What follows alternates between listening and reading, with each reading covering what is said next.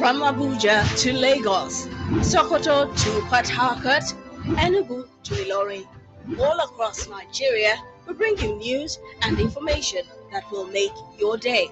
We are news. We are 24 News Radio TV. From Abuja to Lagos.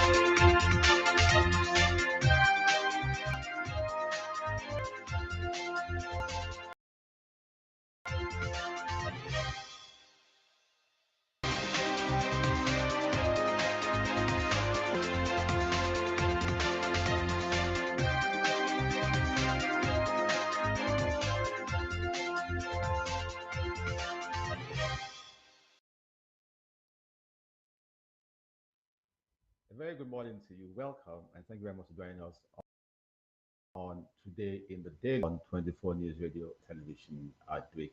My name is Olushola. I welcome you alongside my colleague, Grace. Good morning. Good morning. How are you today? Very well, and you? I'm fine, thank you. Yes, talking about the program, of course, we have a lineup of papers talking about the publics for your listening pleasure today. The Guardian, the Punch, the Vanguard, the Tribune, the Daily Post, the Daily Independent, The Sun, and so many others. And we'll be this morning.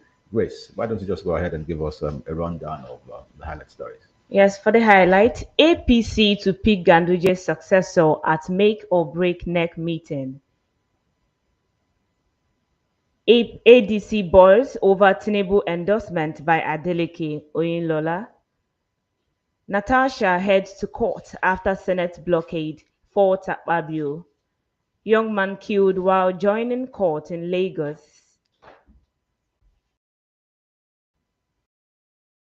Israeli protest in Tel Aviv over 5 arraigned for illegal waste dumping in Lagos. These and more will be coming your way in the course of this newspaper review.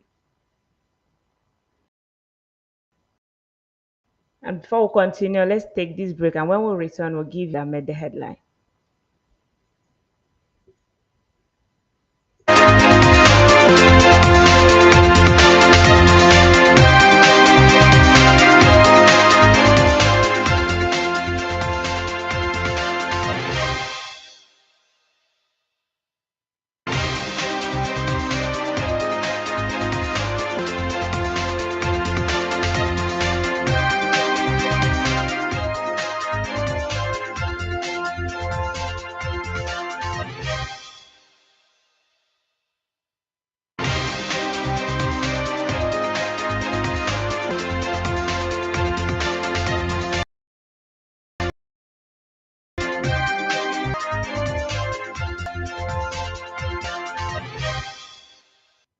All right, glad to know you're still with us. As we now move on to the first story of the day, and it's coming to you from the Punch newspaper.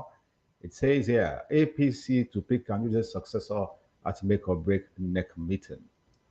And the story goes thus. A new national chairman of the ruling All Progressives Congress, APC, may emerge on Thursday during its National Executive Committee meeting in Abuja, the Punch has learned. Former Kano State Governor Abdullahi Ganduje, beg your pardon, resigned as the party's national chairman, citing health issues. But political analysts believe his exit from the party now power play and strategic realignments within the party ahead of the 2027 elections. Thereafter, Deputy National Chairman Ali Dalori was installed as the acting national chairman of the party. That's the story you get in the Punch this morning. And it says APC to pick Ganduje's successor at make or break neck meeting. Yes, and coming from the Vanguard newspaper, resumption bid drama at Senate as Natasha security agents clash. The suspended lawmaker representing Kogi Central on the platform of the People's Democratic Party, PDP, Senator Natasha Botilda, clashed with security agents at the National Assembly complex yesterday while attempting to resume legislative duties.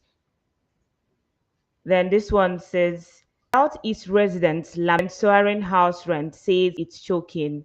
House rent in major cities in the Southeast region, Enugu, Oka, Abakaliki, Aba, Owerri, Onitsha, Umaya, and other places, has been on a steady astronomical rise. Residents, particularly civil and public workers, small business owners, are crying out over with a choking rent, especially in the faced by Nigerians. Even landlords of houses built several years ago are involved in the rent hike. Ironically, also on the grounds of the high cost of building materials for a house built over 15, 20 years ago. For the full report, the Vanguard newspaper is your guide.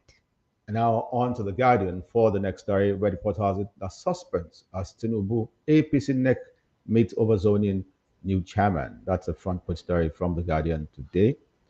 High stakes parley may reshape 2027 path amid rising doubts over Shetima. Wike's growing influence on Settle's party as defections reach. Okechukwu cautions against sidelining CPC bloc in leadership race. And now the story in full. Tomorrow's National Executive Committee NEC meeting of the All Progressives Congress APC, the party's most politically charged governance since its formation, especially with the 2027 general elections approaching. The NEC is expected to confront a host of including deepening internal divisions, zoning controversies, the influx of defectors, governance concerns, and a growing leadership crisis. The meeting, reportedly backed by the president, may play a pivotal role in shaping the party's direction over the next 18 months. That's the story you'll find in The Guardian this morning under the headline Suspense as Tinubu APC NEC meet over zoning new chairman. And still coming from the Vanguard, kidnapping, terrorism, poor healthcare, reconsider planned trip to Nigeria, US tells citizens. The United States government has issued to its citizens warning against travel to Nigeria over the unavailability of healthcare services, the increasing rate of kidnapping, terrorism, and armed gangs, among other crimes. The advisory issued as part of the U.S. security review serves as a guide for travelers planning trips to Africa, with some countries flagged as high-risk zones. For the full report, the Vanguard newspaper is your guide. And now on to the punch for the next story, which says Senate dismisses new state's claim, holds Buhari tribute. You would recall that some days back we were made to believe that the Senate actually approved the creation of 12 more states.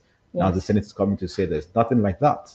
The president of the Senate, Godswill Akpabio, on Tuesday dismissed claims circulating in sections of the social media that the National Assembly has approved the creation of new states.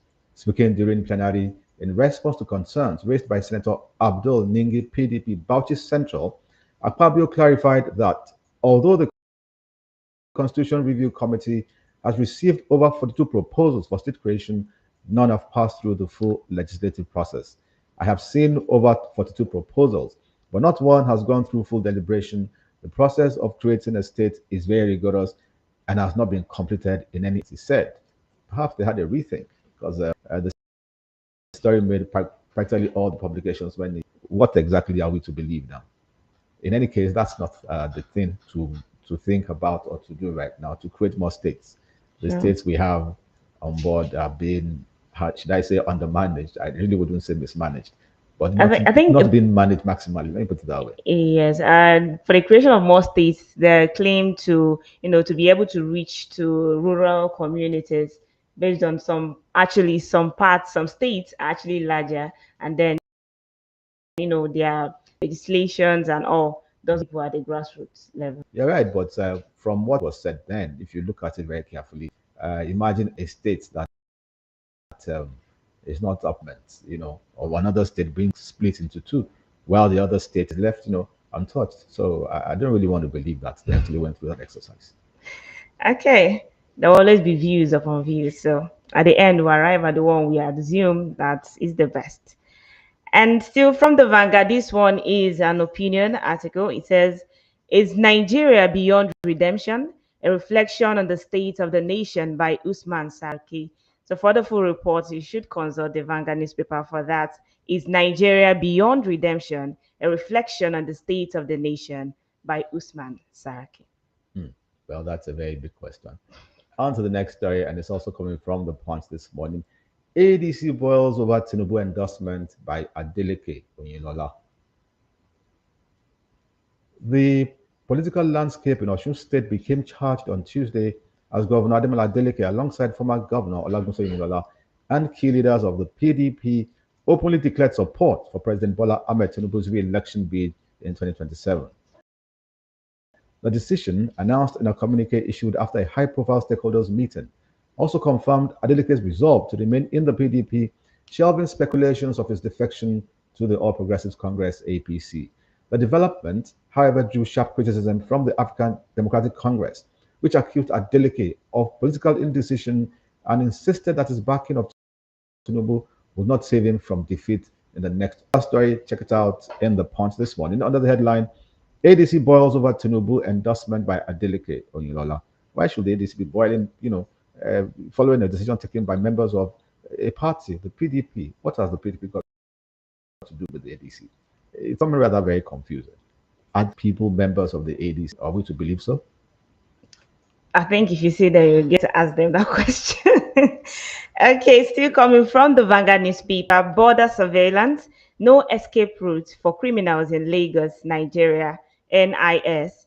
The controller of the Nigeria Immigration Service, NIS Lagos State Command, Aliyu Akadri, yesterday cautioned criminals contemplating fleeing the country to reconsider their plans, stating that intensified border surveillance has rendered such attempts futile.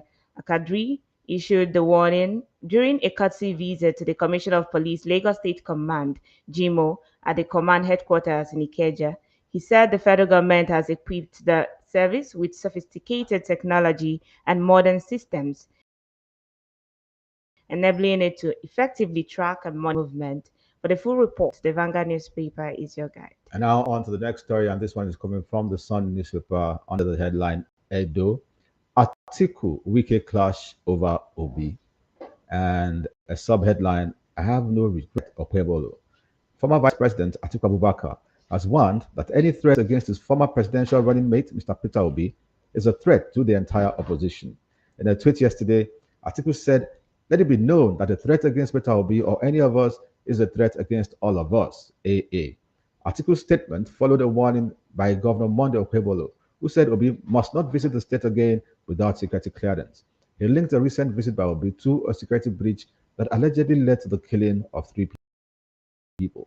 The comment Kwebolo made during a public event Friday has drawn spread criticism, with many accusing the governor of attempting to intimidate political opponents. From on that story, turn to the Sun newspaper. And from the nations, royal family seek Sanwo-Olu's intervention over installation of new Onikoyi.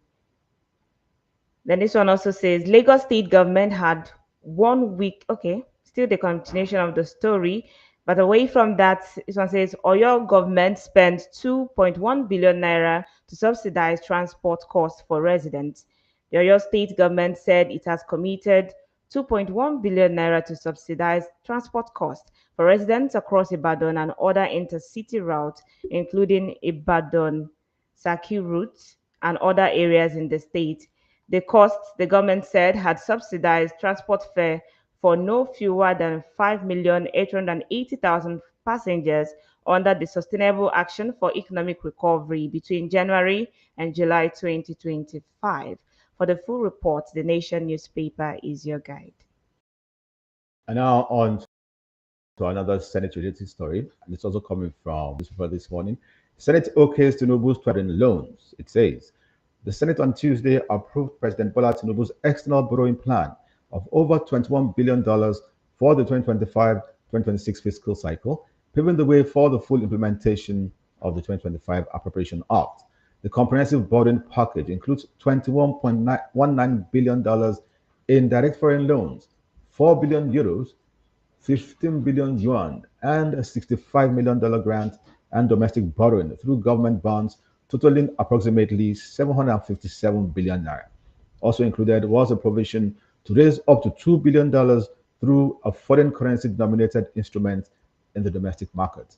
The approval followed the presentation of a report by Senator Aliyu Wamako, chairman of the Senate Committee on Local and Foreign Debt, who noted that the plan was first submitted to the National Assembly on May 27, but was delayed due to legislative recess and documentation issues from the Debt Management Office, DMO.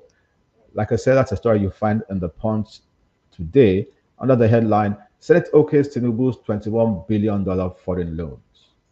And still coming from the nation, UNICEF, UNESCO orders back Enugu Smart School Initiative.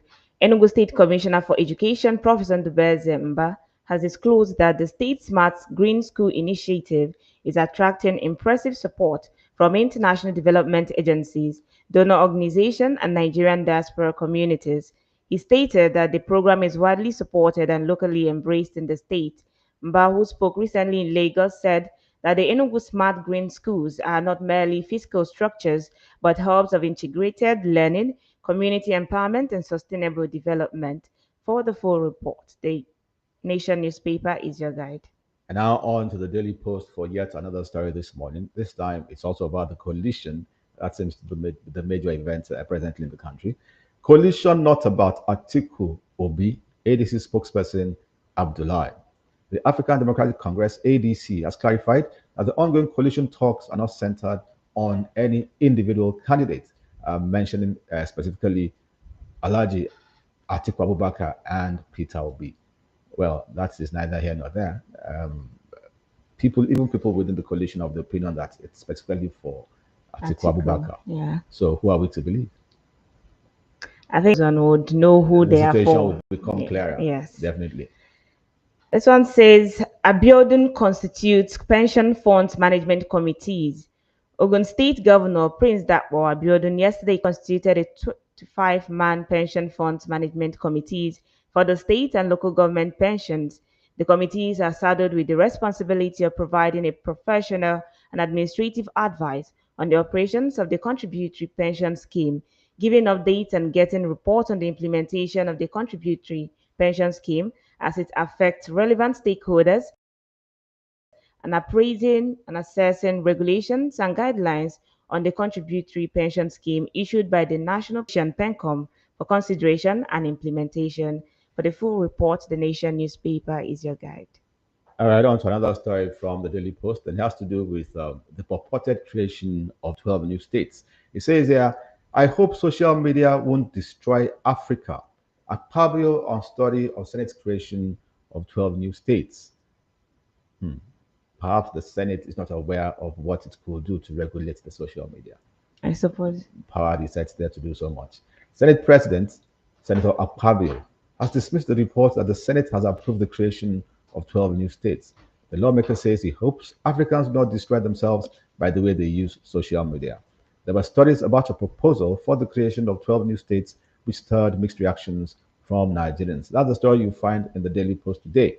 I hope social media won't destroy Africa. Akpabio on story of Senate's creation of 12 new states. And from the Guardian newspaper, 210 trillion naira scandal. Senate accuses NNPCL GCEO of defiance, gives 24-hour ultimatum. Tensions rose at the National Assembly yesterday as the Senate Committee on Public Accounts issued a 24-hour ultimatum to the Group Chief Executive Officer of the Nigerian National Petroleum Company Limited (NNPCL), Ojulari, after he failed to appear the fourth time in 2 months. These people have actually been failing to appear before the Senate. This is the fourth time. Well, for once, the Senate seems to be busy. Yeah, still talking about the Senate. Let's take another one. This time has to do with the suspended Senator Natasha Akpoti. It says here Natasha remains suspended, Nigerian Senate. The Senate says the suspended Kogi Central lawmaker Natasha Akpoti Uduahan remains suspended until it resumes from recess in 2 months' time. Spokesman for the Red Chamber of the National Assembly, Yemi Adaramodu, stated this on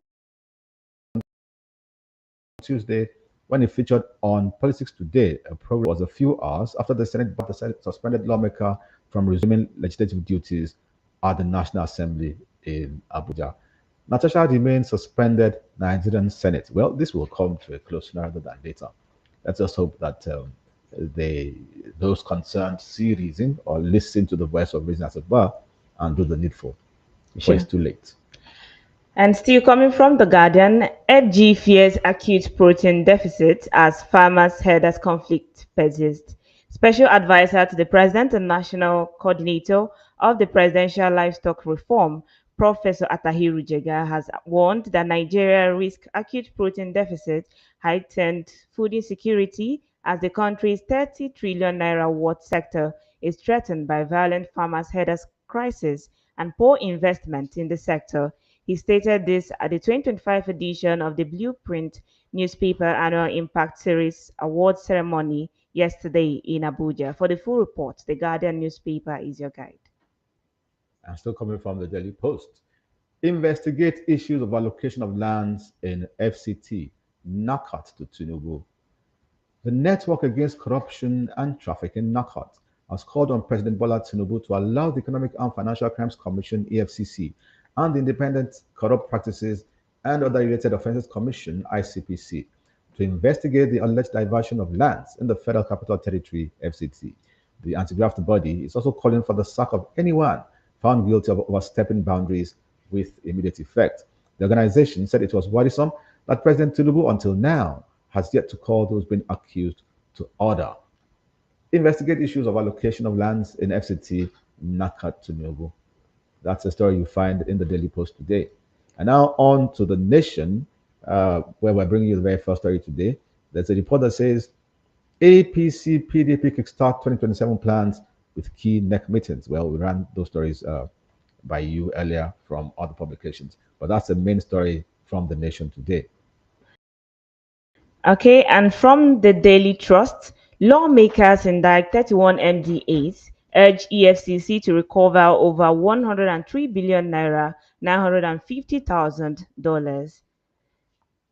The House of Representatives has indicted 31 ministries, departments, and agencies over financial irregularities amounting to over 103.8 billion naira and 950,912.05 This is as the House has also asked the Economic and Financial Crimes Commission and the Independent Corrupt Practices and Other Related Offences Commission to go after the MDAs to recover the funds and remit to the Treasury. For the full report, the Daily Trust is your guide. You'll also find that are politics related in the Daily Post today under the headlines Zamfara by election, PDP picks Mohammed Kuriya as candidate. Don't celebrate rebased GD cosmetics Nigerians can't eat. ADC slams Tinubu government. And Oshun, mixed reactions trail PDP communique endorsing Adeleke Tinubu. PDP crisis, Wike's friend backstabbed him, that's Latif Baba Ahmed. And I may consider running for president in 2027. Latif Baba Ahmed again. And last but not the least, 2027. I'm ready for Peter Obi to come. Trust. Lawmakers move to bar civil servants from using private schools, hospitals. The House of Representatives has introduced a bill seeking to prohibit public and civil servants from patronizing private schools and healthcare services in a bid to revive confidence in Nigeria's public institutions. The legislative proposal, which was introduced on Tuesday, is titled A Bill for an Act of to prohibit public and civil servants from patronizing private schools and healthcare services and for related matters. For the full report, the Daily Trust is your guide. This is something I think I really like because oftentimes we see civil servants and public servants patronizing the private sector when their own sector is not really functioning. Public Yes, schools.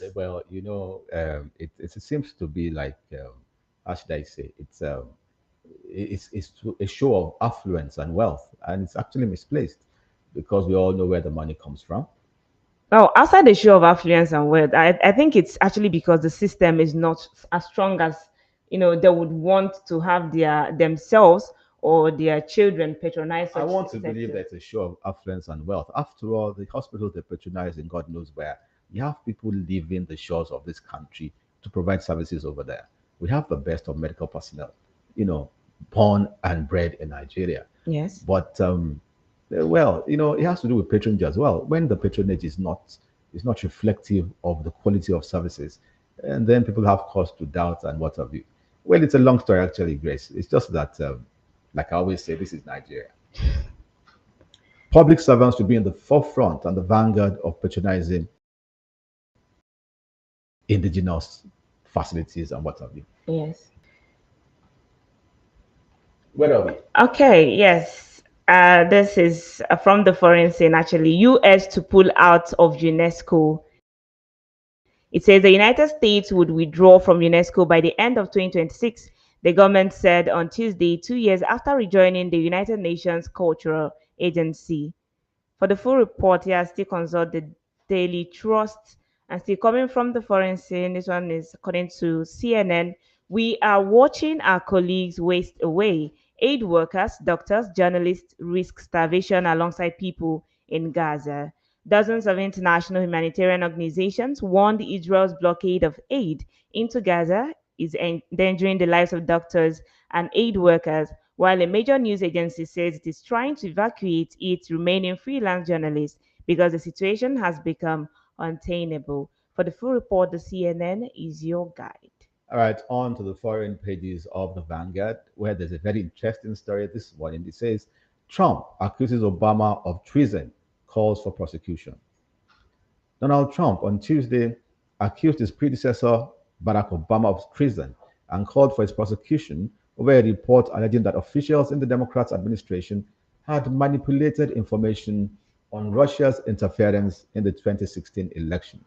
Director of National Intelligence, DNI, Tulsi Gabbard, has sent criminal referrals to the Justice Department related to a report published Friday that asserted the Obama officials had been part of a treasonous conspiracy. Trump accuses Obama of treason, calls for prosecution. Well, that's the list of what Trump has done since he came back as president of the USA. Let's just hope he doesn't unravel where he keeps going at all sorts of things. Okay, we hope so. And from the BBC, protest in Ukraine as Zelensky signs bill targeting anti-corruption bodies.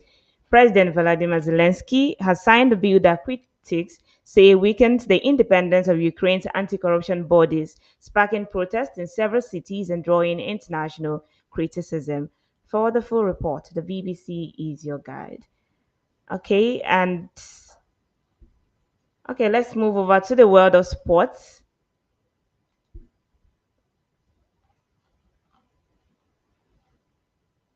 All right, talking about sports this morning, we'll be taking the first story from the Daily Post. And the report has it here that South Africa coach Ellis rules missed chances in defeat to Super Eagles. That's talking about WAFCON 2024. That's coming from the Daily Post this morning. And transfer. Rashford becomes new Barcelona player. I'm still talking about transfers. Several clubs line up to sign Chelsea's Nkuku as Ten Hag blocks Zaka's exit. Let's now go back to the story on WAFCON. Well, for football lovers, you will recall that Nigeria defeated South Africa 2 goals to 1 just yesterday. Yes, WAFCON 2024. You were going to say something? Yes, the social media was buzzing last night, like Yes, everywhere. I think a lot of people went to that match with bated breath because South Africa has always been the nemesis at that competition for Nigeria. Yes. But this time the Falcons surmounted all, well, or should I say all challenges and came out victorious. Good one for Nigeria, actually. And the story here says WAFCON 2024, South Africa coach Ellis rules missed chances in defeat to Super Falcons. Banyana Banyana of South Africa head coach Desiree Ellis has expressed disappointment with the team's defeat to the Super Falcons of Nigeria. The holders lost 2-1 to their perennial rivals in the semi-final of the 2024 Women's Africa Cup of Nations on Tuesday night. Banyana Banyana conceded late in the first half after Rashidat Ajibade converted from the penalty spot for Nigeria. Linda Mutlahlo, however, leveled for South Africa from another penalty on the hour mark. Defender Michelle Alozie won it for Nigeria with a long-range effort deep into stoppage time. That's a story you find in the Daily Post today. WAFCON 2024, South Africa coach Ellis rules missed chances in defeat to Super Falcons. And you do remember that's the first time Nigeria will concede a goal in this competition. Yes. It's a wonderful thing. So let's hope that, they don't concede more than 2 or 3 goals and they clinch the cup. That'll be a record. Yes. Okay, and still from the world of sports, W Cup finals qualifiers, Oyede Twins female yellow-green squad. Head coach of the Nigeria senior women's cricket team, Leke Oyede, has dropped 4 players from the initial 22-player roster for the ICC Women's T20 World Cup Africa qualifiers in after a 14-day open camp in Benin City State. The dropped players are women's on-the-wicket keeper Biba Batoreyemi, Ayomide, and Rupa is your guide. Right. Well, with that story from Grace, that's the much we can take on the program this morning. It's been a pleasure being with you, and it's been a pleasure having you on the program today. If you had a nice time, do join us again on Friday. But before I go, let me remind you once again: this program is open to all sorts of well, to accommodate all sorts. You could sponsor this program, for instance, like a corporate body, a government agency, or parastatal. You could also place your adverts and jingles on this program to just make it the more lively.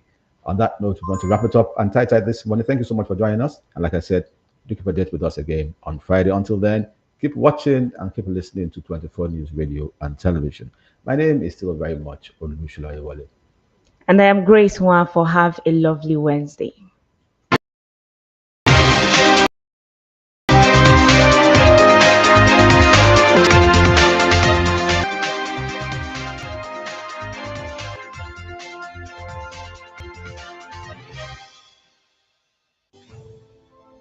From Abuja to Lagos, Sokoto to